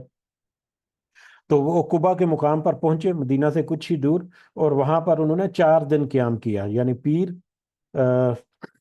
منگل، بدھ اور جمعرات، 4 دن وہاں پر قیام کیا، اور پانچواں دن جو جمعے کا تھا، پانچویں دن وہاں سے پھر وہ رخصت ہوئے، مدینہ کی طرف روانہ ہوئے۔ تو راستے میں ہی بنی سالم بن عوف ایک مقام ہے، وہاں پر جب تھے تو وہاں پر ظہر کا وقت ہو گیا یا نماز جمعہ کا وقت ہو گیا، اسی پر جگہ پر نبی کریم صلی اللہ علیہ وسلم نے نماز جمعہ جو ہے وہ ادا کی۔ ٹھیک ہے، تو ہجرت مدینہ کے فوراً بعد پانچویں ہی دن پہلا جو جمعہ آیا، اس جمعے کے دن جو ہے نبی کریم صلی اللہ علیہ وسلم نے خود باجماعت اہتمام کر کے جمعہ جو ہے اس کا قیام جو ہے وہ کیا۔ تو جمعہ کا وقت جو ہے وہ ہمیں پتہ ہے کہ ظہر کا وقت ہے، اور اس میں پھر کس طرح سے وہ خطبہ بھی دیا جاتا ہے اور کس طرح سے وہ سارا کچھ ہوتا ہے۔ نماز جمعہ کی اہمیت کے بارے میں اگر ہم دیکھا جائے تو حضرت ابو ہریرہ کی روایت ہے رضی اللہ تعالیٰ عنہ کہ رسول اللہ صلی اللہ علیہ وسلم نے فرمایا، جمعہ کے دن ملائکہ ہر آنے والے کا نام، یعنی جمعہ کے لیے، جمعہ کے خطبہ سننے کے لیے جو لوگ آتے ہیں، ہر آنے والے کا نام جو ہے وہ ترتیب سے لکھتے ہیں کہ کون پہلے آیا، اس کے بعد کون آیا، اس کے بعد کون آیا، اس کے بعد کون آیا۔ تو فرشتے جو ہیں وہ ہر آنے والے کا نام جو ہے وہ ترتیب کے ساتھ لکھتے ہیں۔ پھر جب امام خطبہ دینے کے لیے نکلتا ہے تو وہ نام لکھنے بند کر دیتے ہیں، اور ذکر یعنی خطبہ سننے لگ جاتے ہیں، اور یہیں سے ذکر جو ہے، ذکر سننے لگ جاتے ہیں، یعنی خطبہ سننے لگتے ہیں۔ اسی سے یہ ذکر جو ہے، الی ذکر اللہ فسعوا الی ذکر اللہ، اللہ کے ذکر کی طرف تم صحیح کرو یا کوشش کرو یا بڑھو۔ تو یہ ذکر جو ہے، جمعہ کا خطبہ کو ذکر یہاں پر کہا گیا کہ یہ ذکر جو ہے پھر یقیناً یہ ذکر جو ہے اللہ کی بڑائی، اس کی بزرگی، اس کے احکامات اور اس کے بارے میں دیگر جو معاملات ہیں ان کے اوپر ذکر کرنا ہے، نہ کہ غیر ضروری قسم کے موضوعات جو ہیں ان کے اوپر کرنا۔ ہمیں اس سے یہ بھی پتہ چلتا ہے روایات سے یا حدیث سے یا سنت سے کہ جو قومی مسائل جو تھے یا لوکل جو معاملات ہیں ان کے اوپر بھی جمعہ کے دن جو ہے بات ہو سکتی ہے، لیکن قرآن و حدیث کی روشنی میں، قرآن و حدیث سے ہٹ کر نہیں۔ تو بہرحال یہ ذکر کا دن جو ہے یا ذکر کا وقت جو ہے، جمعہ کا وقت جو ہے وہ اس میں ہوتا ہے۔ تو اس میں مزید اگر دیکھا جائے تو نماز جمعہ کے چھوڑنے کی بھی بہت زیادہ وعید آئی ہے کہ حضرت عبداللہ بن مسعود رضی اللہ تعالیٰ عنہ کی روایت ہے جو کہ مسند احمد میں بھی ہے اور بخاری میں بھی، کہ نبی کریم صلی اللہ علیہ وسلم نے فرمایا، میرا جی چاہتا ہے کہ کسی اور شخص کو اپنی جگہ نماز پڑھانے کے لیے کھڑا کر دوں اور جا کر ان لوگوں کے گھر جلا دوں جو جمعہ کی نماز پڑھنے کے لیے نہیں آتے۔ اسی طرح سے حضرت ابو ہریرہ اور حضرت عبداللہ بن عباس اور حضرت عبداللہ بن عمر رضی اللہ تعالیٰ عنہم، وہ کہتے ہیں کہ ہم نے جمعہ کے خطبے میں حضور صلی اللہ علیہ وسلم کو فرماتے ہوئے سنا کہ لوگوں کو چاہیے کہ جمعہ چھوڑنے سے باز آ جائیں، ورنہ اللہ ان کے دلوں پر ٹھپا لگا دے گا اور وہ غافل ہو کر رہ جائیں گے۔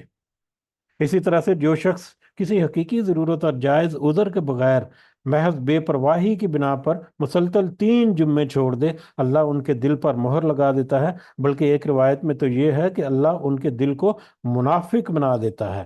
تو یعنی نماز جمعہ کو چھوڑنے کے کس قدر وعیدیں یا کس قدر اس کے نیگیٹو امپیکٹ آتے ہیں، اس کی شخصیت کے اوپر بھی ڈیفینیٹلی آتے ہیں۔ وہ بالکل ہی بھول بھال جاتا ہے اللہ کو، مطلب نارملی ایک نارمل جو ہے وہ عام طور پر اگر کوئی کسی ایسی مجلس میں نہیں جاتا،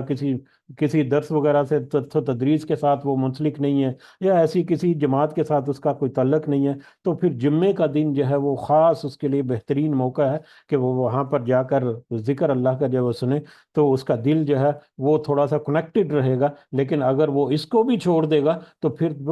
بالکل ہی کٹ جائے گا، اور اس کا دل جو ہے جیسا کہ ذکر ہوا کہ وہ اللہ تعالیٰ اس کے دل کو منافق بنا دیتا ہے۔ اسی طرح حضرت جابر بن عبداللہ کہتے ہیں کہ حضور صلی اللہ علیہ وسلم نے فرمایا، آج سے لے کر قیامت تک تم جمعہ کیا نا آج سے لے کر قیامت تک جمعہ تم لوگوں پر فرض ہے۔ جو شخص اسے ایک معمولی چیز سمجھ کر یا اس کا حق نہ مان کر اسے چھوڑے، خدا اس کا حال درست نہ کرے گا، نہ اسے برکت دے۔ خوب سن رکھو، اس کی نماز نہیں، اس کی زکوٰۃ نہیں، اس کا حج نہیں، اس کا روزہ نہیں، اس کی کوئی نیکی نہیں، جب تک کہ وہ توبہ نہ کرے، اور پھر جو توبہ کر لے اللہ تعالیٰ اسے معاف کرنے والا بھی ہے۔ یہ ابن ماجہ کی روایت ہے۔ یعنی جو جمعے کو مسلسل چھوڑتا ہے، بغیر کسی عذر کے، تو اس کی کوئی نماز نہیں، کوئی روزہ نہیں، کوئی حج نہیں، اور کوئی نیکی نہیں ہے۔ اس قدر یہ اہمیت کا حامل ہے یہ جمعہ جو ہے ہمارے لیے۔ یہ اس میں دوسرے کچھ متفرق جو باتیں ہیں وہ ہم سکپ کر رہے ہیں، جو کہ ہم عام طور پر جانتے ہیں۔ ہاں البتہ جمعے کے لیے کچھ عورتیں اور بچے اور غلام اور مریض اور مسافر جو ہیں، وہ شرعی طور پر ان کو استثناء حاصل ہے، لیکن وہ بھی اگر جمعہ میں یہ شامل ہوں تو یقیناً ان کے لیے اللہ کے فضل اور افضلیت جو ہے وہ اس کے حقدار ہوں گے۔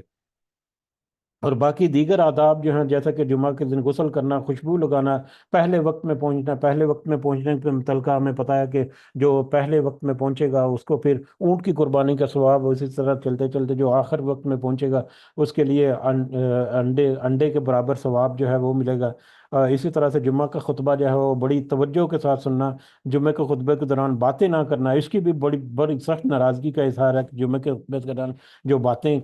کرتے ہیں آپس میں، بلکہ ان باتوں کو روکنے والا جو ہے اس کے لیے بھی کہ روکو بھی مت، تم اپنی توجہ کے ساتھ جمعہ جو ہے اس کا خطبہ یا اس کا جو بھی پیغام ہے، ذکر ہے اللہ تعالیٰ کو، اس کو سنو۔ اور اس کے علاوہ جمعہ کے دن باقی اذکار اور درود وغیرہ کا اہتمام کرنا جو ہے، یہ ساری چیزیں ہم روزمرہ ان کو سنتے رہتے ہیں اپنے دیگر میں۔ اس کے علاوہ جمعے کا خطبہ جو ہے وہ بھی مختصر ہوتا تھا، نبی کریم صلی اللہ علیہ وسلم بھی اور ان کے بعد بھی جمعہ کا خطبہ جو ہے وہ مختصر، بالکل ہی مختصر، کہ زیادہ گراں نہ گزرے یا زیادہ مشقت کا باعث نہ ہو، تو مختصر انداز میں ٹو دی پوائنٹ بات کر کے اگر کیا جائے تو یہاں پر جیسے گلف میں بھی ہوتا ہے کہ 15 سے 20 منٹ، 25 منٹ، 15-20 منٹ میں ایک بہترین خطبہ جو ہے وہ دیا جا سکتا ہے، لیکن یہ بھی ہمارے یہاں پر 40 منٹ، آدھا گھنٹہ، پونا گھنٹہ، گھنٹہ گھنٹہ تک جو ہے وہ جمعہ کا خطبہ جو ہے وہ چلتا رہتا ہے۔ اور مجھے یاد ہے جب لاسٹ ٹائم میں پاکستان پہنچا تو وہ کہیں پر مجھے جانا تھا، وقت دیا ہوا تھا میں نے 1 بجے کا، تو جمعے کا شیڈول جب میں نے دیکھا تو وہ کہتے ہیں جی کہ 12:30 یا 35 منٹ پہ جماعت کھڑی ہو جاتی ہے، یہ آفیشیلی وقت ان کا اناؤنس کیا ہوا تھا۔ خیر انہوں نے جب بھی خطبہ شروع کیا، 12 بجے، پونے 12 بجے خطبہ شروع ہوا، 12 بجے، 12:10 پہ، اور خطبہ اتنا لمبا ہوا کہ 1 بجے سے بھی اوپر ابھی تک خطبہ چل رہا تھا۔ دوبارہ خطبہ کو مختصر رکھنا اور ٹو دی پوائنٹ رکھنا جو ہے، یہ بھی ایک بڑا اہم نقطہ ہے جس کی طرف ہماری توجہ ہونے چاہیے۔ بہرحال وہ جو علماء جو ہیں وہ ہم سے بہت خوب اچھی طرح اور بہت بہتر جانتے ہیں، واللہ علم بالصواب۔ بہرحال جمعے کے متعلقہ یہ کچھ اہم باتیں تھیں جن کو میں نے ہائی لائٹ کیا تھا۔ اس کے علاوہ بہت ساری ایسی باتیں جو کہ جانی پہچانی اور بہت ساری ایسی رہ بھی گئی ہوں گی، انشاءاللہ کبھی موقع ملا تو پھر ان کا تذکرہ بھی کریں گے۔ واپس آتے ہیں اپنے موضوع کی طرف، یہ قرآن کی آیت کی طرف، کہ اے لوگو جو ایمان لائے ہو، جب تمہیں پکارا جائے جمعہ کے دن کے لیے۔ اب اس جمعہ کی یہ جمعہ کی آیات جو ہیں، اس کا بیک گراؤنڈ ہم یہ سمجھ لیتے ہیں، اگلی آیت میں ہمیں وہ واضح ہو جائے گا کہ ایک دفعہ نبی کریم صلی اللہ علیہ وسلم یقیناً شروع میں جب جمعہ جو ہے وہ امپلیمنٹ کیا تو اس وقت زیادہ اویئرنیس نہیں تھی، اس کے آداب کیسے ہیں، اس کو کب آنا ہے، کب جانا ہے، اس کے کیا فضیلت کیا ہے اس جمعے کی، یہ ساری چیزیں جو ہے جیسے جیسے پھر سمجھایا گیا یا بتایا نبی کریم صلی اللہ علیہ وسلم نے، ویسے ویسے مطلب پھر آگے مضبوط ہوتے گئے۔ تو بہرحال ایک وقت تھا، شروع کا وقت ہوگا غالباً، جب نماز جمعہ کا اہتمام کیا نبی کریم صلی اللہ علیہ وسلم نے، تو ایک دفعہ جمعہ کا خطبہ دے رہے تھے نبی کریم صلی اللہ علیہ وسلم کہ مدینہ سے کہ شام سے ایک تجارتی قافلہ جو ہے وہ عین جمعہ کے خطبہ کے وقت میں وہاں پر آ گیا، بازار میں آ گیا، اور وہاں پر وہ اپنا اناؤنس کرنے کے لیے کہ یہ قافلہ آ گیا ساز و سامان کے ساتھ لدا ہوا، تو وہ ڈھول بجانا جو ہے، وہ ڈھول تاشے وغیرہ بجانا شروع کر دیا، جس سے اعلان ہو جائے کہ یہ قافلہ جو ہے، یہ سامان تجارت جو ہے وہ منڈی میں، مزار میں آ چکا ہے۔ تو اس طرح سے انہوں نے اس طرح اناؤنس کیا یا اناؤنسمنٹ ہوئی، جو بھی ان کا طریقہ کار تھا، ڈھول وغیرہ بجا کر۔ تو جمعہ کے خطبہ میں جو لوگ وہاں پر موجود تھے، جب انہوں نے دیکھا کہ سامان تجارت آ گیا، اور وہ پھر اس کی طرف لپکے کہ یہ نہ ہو کہ ہمارے پہنچنے تک وہ سامان جو ہے وہ بک جائے یا ہم کچھ حاصل نہ کر سکیں، تو اس وجہ سے یہ آیات جو ہیں وہ نازل ہوئیں کہ تم دنیا کے کاروبار جو ہیں ان کو ترک کر دو اور بڑے سکون اور اطمینان سے ہو کر جمعہ میں اپنی حاضری لگاؤ، اور جمعہ کے دن اللہ کا ذکر جو ہے اس میں مشغول ہو جاؤ، اور پھر جمعہ سے فارغ ہو کر تم واپس منتشر ہو جاؤ، تو پھر اللہ تعالیٰ تمہارے لیے بہترین رزق دینے والا ہے۔ تو بہرحال اس کے بیک اپ میں ایک چھوٹا سا یہ واقعہ ہے، اس کی مزید تفصیل بھی اگر پڑھنا چاہے تو دے سکتے ہیں بہرحال۔ تو اس بیک گراؤنڈ کے تحت یہ آیات جو ہمارے سامنے آئی کہ اے ایمان والو، جب اذان دی جائے یا جب پکارا جائے جمعہ کے لیے، نماز کے لیے، جمعہ کے دن، فسعوا الی ذکر اللہ، تو تم صحیح کرو، دوڑو۔ یہاں پر دوڑ پڑو لکھا ہوا، لیکن نماز میں دوڑ کر جانا، بھاگ بھاگ کر نماز کی طرف جانا جو ہے اس کی ممانت کی گئی ہے۔ اس کے بارے میں بھی ہمیں کچھ روایات ملتی ہیں کہ ایک دفعہ نبی کریم صلی اللہ علیہ وسلم نماز پڑھا رہے تھے، تو نماز پڑھ رہے تھے تو پیچھے سے کچھ لوگوں کی بگدڑ بھی آواز آئی، دوڑ دوڑ سے بھاگنے کی جیسے آواز آئی۔ تو نماز پڑھنے کے بعد پوچھا گیا کہ یہ کیا ہوا، تو بتایا گیا کہ ہم لوگوں نے بتایا جو بعد میں شامل ہوئے کہ ہم بھاگ کر نماز میں شامل ہونے کے لیے آئے تھے۔ تو اس پر نبی کریم صلی اللہ علیہ وسلم نے ان کو منع کر دیا کہ اس طرح سے بھاگ کر نہیں، بلکہ بڑے پرسکون انداز سے آؤ، آرام سے آؤ، مطلب ایسا بھی نہیں کہ بالکل سلو موشن کی طرح، اپنا نارمل جو انداز ہے اس سے آؤ، تھوڑا سا تیز قدم ہو جائے تو ٹھیک ہے، لیکن بھاگ کر شامل ہونا اس کی اجازت نہیں ہے۔ جب جتنی نماز تمہیں مل جائے وہ تم نماز پڑھو، باقی جو ہے بعد میں مکمل کر لو۔ تو اس طرح سے پرسکون طریقے سے اور وقار طریقے سے، پروقار طریقے سے چل کر نماز میں آنے کے لیے جو ترغیب ہے وہ ملتی ہے ہمیں۔ جیسا کہ نبی کریم صلی اللہ علیہ وسلم نے فرمایا، جب نماز کھڑی ہو تو اس کی طرف سکون اور وقار کے ساتھ چل کر آؤ، بھاگتے ہوئے نہ آؤ۔ پھر جتنی نماز بھی مل جائے اس میں شامل ہو جاؤ، اور جتنی چھوٹ جائے اسے بعد میں پورا کر لو۔ یہ صحاح ستہ میں اکثر حدیث کی کتابوں میں یہ حدیث جو ہے وہ ہمیں ملے گی۔ بہرحال پھنس آؤ، یہاں پر دوڑ کرانا نہیں، بلکہ صحیح کر کے، کوشش کر کے، جدوجہد کر کے نماز کی طرف آؤ، پرسکون طریقے سے، باوقار طریقے سے تم نماز آؤ، الا ذکر اللہ، اللہ کے ذکر کی طرف، جیسا کہ پہلے تذکرہ ہو چکا ہے۔ وذر البیع، اور تم چھوڑ دو خرید و فروخت کو، اور چھوڑ دو خرید و فروخت کو۔ اب یہاں پر خرید و فروخت کی کیا مراد ہے؟ خرید و فروخت جو ہے ظاہری طور پر تو تجارت ہی ہے، کہ تجارت کے جتنے معاملات ہیں، کاروبار وغیرہ جو ہے بند کر دو، لیکن جو علماء ہیں وہ اس چیز پر، اس بات پر متفق ہیں کہ اس سے مراد یا اس کی جو بریکٹ ہے وہ صرف کاروبار یا خرید و فروخت نہیں، بلکہ دیگر جتنے معاملات ہیں ان سب کے اوپر آتا ہے، کہ جس بھی دنیاوی معاملے میں، مشغلے میں تم مشغول ہو، جس بھی جہاں پر بھی تم بزی ہو، وہاں سے تم اپنا فوکس جو ہے وہ ہٹاؤ، اور اپنا پورا کا پورا فوکس جو ہے وہ نماز جمعہ کی طرف اپنا لگا دو۔ تو پوری تیاری کے ساتھ تم کہیں پر کسی تقریب میں ہو، کسی جگہ پر کاروبار میں ہو، کہیں کچھ ایسا معاملات میں ہو، بزی ہو، اپنے نجی معاملات میں ہو، گھر میں ہو، جہاں پر بھی ہو، جو بھی کچھ کر رہے ہو تمہارے لیے ضروری ہے کہ جیسے ہی نماز کی طرف، جمعہ کی طرف بلایا جائے تو تم اس کی طرف لپکو، یا اس کی طرف پیش قدمی کرو، جمعہ کی طرف اپنے آپ کو حاضر کر دو۔ تو تم چھوڑ دو سب کچھ، جو بھی دنیاوی معمولات ہیں ان کو چھوڑ کر تمہیں چاہیے کہ تم جمعے کی طرف اپنی توجہ دو، اور جمعے کو اہتمام سے پڑھو۔ ذالکم خیر لکم ان کنتم تعلمون، یہ سب کچھ تمہارے لیے بہتر ہے، اس میں ہی تمہارے لیے بہتری ہے اگر تم جاننے کی کوشش کرو، یا اگر تم جانو تو۔ فَإِذَا قُضِيَتِ الصَّلَاةُ، پھر جب ادا کر لی جائے نماز، پھر جب نماز جمعہ، پہلے جمعہ کا خطبہ وغیرہ ہوا، ذکر جو ہے، ذکر کے بعد نماز، جب نماز ادا کر لی جائے، فَانْتَشِرُوا، تو تم پھیل جاؤ، منتشر ہو جاؤ، فی الارض، زمین میں، وَابْتَغُوا مِنْ فَضْلِ اللَّهِ، اور تم فضل کرو اللہ کے، تم تلاش کرو اللہ کے فضل میں سے، یعنی اللہ کے فضل کو تلاش کرنا عام طور پر کاروبار یا رزق حاصل کرنے کے لیے، لیکن کیونکہ جو بھی جس بھی مشغلے میں، جہاں جہاں پر بھی تم مصروف تھے، نماز جمعہ ختم ہونے کے بعد تم واپس اپنے اس معمول کی طرف لوٹ سکتے ہو۔ لیکن جو بھی تم کر رہے ہو، چاہے تم کاروبار کر رہے ہو، چاہے تم دنیا کے کسی بھی معاملے میں مشغول ہو، وَاذْكُرُوا اللَّهَ كَثِيرًا، تم کثرت سے اللہ کا ذکر جو ہے وہ کرتے رہو، اللہ کے ذکر سے غافل مت ہونا، لَعَلَّكُمْ تُفْلِحُونَ، تاکہ تم کامیاب ہو جاؤ، تاکہ تم فلاح پا جاؤ۔ تو اللہ کے دیکھو، اللہ کے منتشر ہو جاؤ، اللہ کے فضل کو تلاش کرنے کے لیے دنیا کے دوڑ دھوپ میں، لیکن دنیا کے دوڑ دھوپ میں بھی تم اللہ کے ذکر سے غافل مت ہونا، اللہ کے ذکر جو ہے وہ کرتے رہو، تاکہ تم فلاح پا جاؤ، تاکہ تم کامیاب ہو سکو دنیا میں بھی اور خاص کر آخرت میں۔ وہ ایزا راؤ، اور جب وہ دیکھیں تجارتن، کوئی تجارت، او لہون، یا کوئی کھیل تماشا۔ اب یہ وہی واقعہ جو ہے جو ہم نے پہلے کوٹ کر لیا، یہ اس کی طرف اشارہ ہے کہ جب وہ تجارت یا کوئی کھیل تماشا دیکھیں، انفزو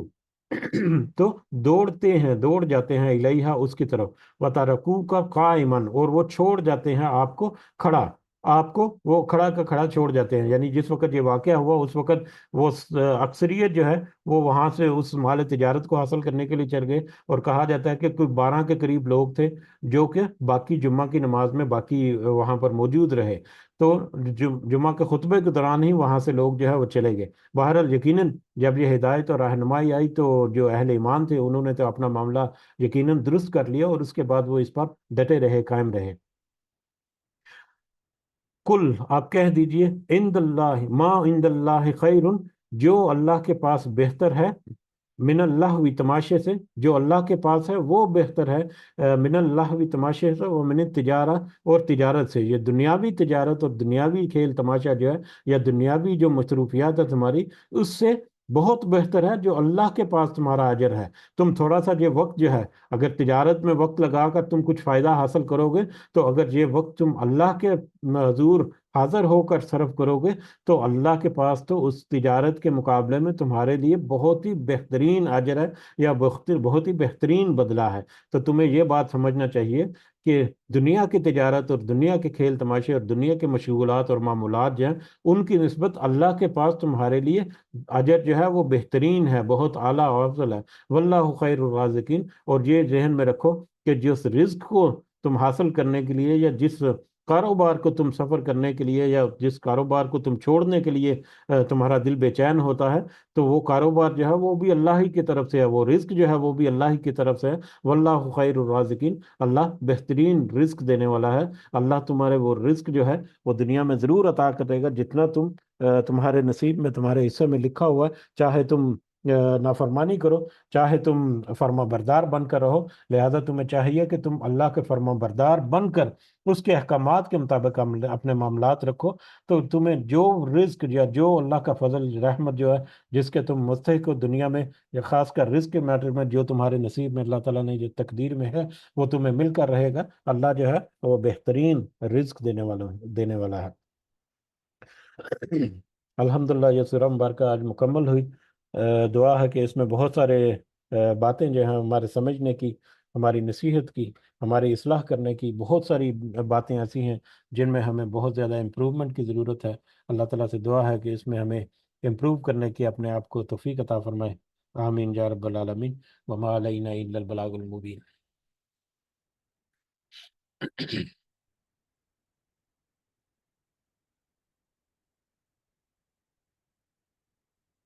جی، اختتام کی طرف بڑھتے ہیں۔ سب کو دعا میں ضرور جا رکھیں۔ اللہ تعالیٰ سب کا حامی اور ناصر ہو۔ ہمارے جتنے معاملات ہیں اللہ تعالیٰ ان میں اپنا خاص فضل و کرم اور خاص رحمت اپنی کرے۔ جو اس دنیا میں حیات ہیں ہمارے والدین، اللہ تعالیٰ ان کو صحت سے بھرپور زندگی عطا فرمائے، اور جو اس دنیا سے گزر گئے ہمارے والدین اور سارے عزیز و اقارب اور